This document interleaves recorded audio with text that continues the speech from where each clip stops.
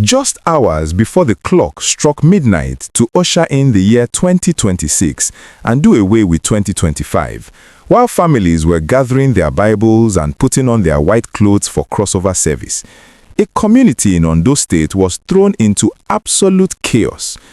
We often say that the end of the year is a time for gratitude and celebration, but for the people of Ipele Owo in Owo local government area, the last few hours of 2025 were a living nightmare. The headline you saw is the heartbreaking reality of what happened on New Year's Eve. A police station, the very symbol of safety and law and order, was not just attacked, it was completely burned to the ground. And the most terrifying part? The officers who are paid to protect the citizens were forced to run for their lives alongside the civilians. We are going to take you directly to the scene of this brazen attack in the Ipele community. We will break down exactly how these gunmen, numbering about 20, stormed the town in what eyewitnesses are calling a commando-style raid. We will discuss the sheer panic that gripped the town as people fled into the dark bushes instead of sitting in church pews, and what the police authorities have said about this embarrassing and dangerous breach of security. This is not just a story about a building burning. It is a story about the fragility of our safety in the Southwest. If you want to stay updated on the security situation as we enter this new year, please do me a massive favor and smash that like button right now. It helps us break the algorithm so more Nigerians can see what is really happening in our communities. And if you are not yet a subscriber, click that subscribe button and turn on the notification bell. You need to be aware of the security alerts in your area. Let's paint the picture of what happened on that fateful Wednesday night. The date was December 31st, 2025. It was around 10 p.m. In every church across Nigeria, microphones were being tested and pastors were preparing their sermons for the crossover service. But in Ipele Owo, the sound of worship was replaced by the deafening sound of sporadic gunfire. According to credible reports and eyewitness accounts, a group of about 20 heavily armed bandits invaded the quiet community. They didn't sneak in. They announced their presence with violence. They rode in aggressively, shooting in the air and at buildings, creating instant pandemonium. The target was the police divisional station in Ipele. Usually, when there is trouble, people run to the police station. But on this night, the police station was the center of the trouble.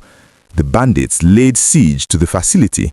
The firepower was so intense that the officers on duty, realizing they were outgunned and outnumbered, had to scamper for safety.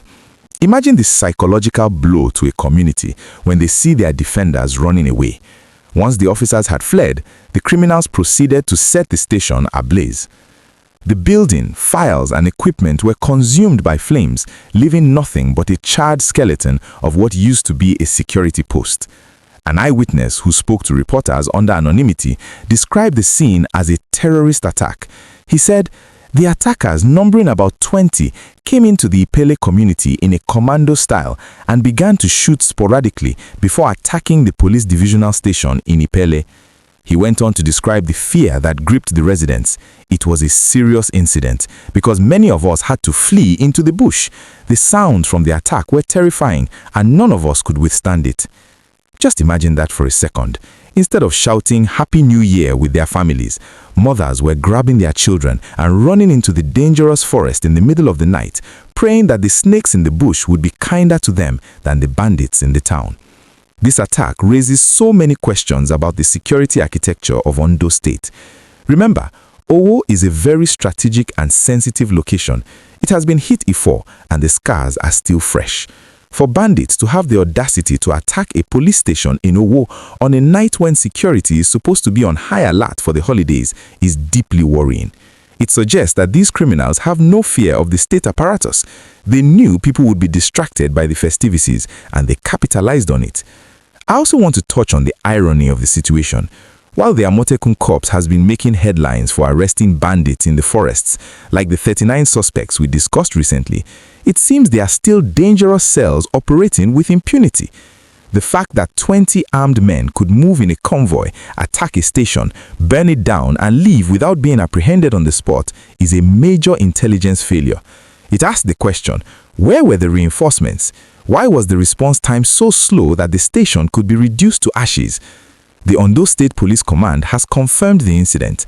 The public relations officer, Jimoh Abayomi, was contacted shortly after the attack.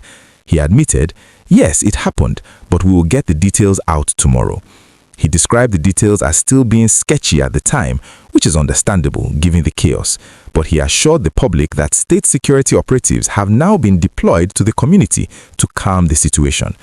But for the residents of Ipele, the calm has come a little too late. The trauma of starting the new year in the bush is something that will not go away easily. We have to talk about the police factor here. When a police station is burned, it is a direct challenge to the sovereignty of the state.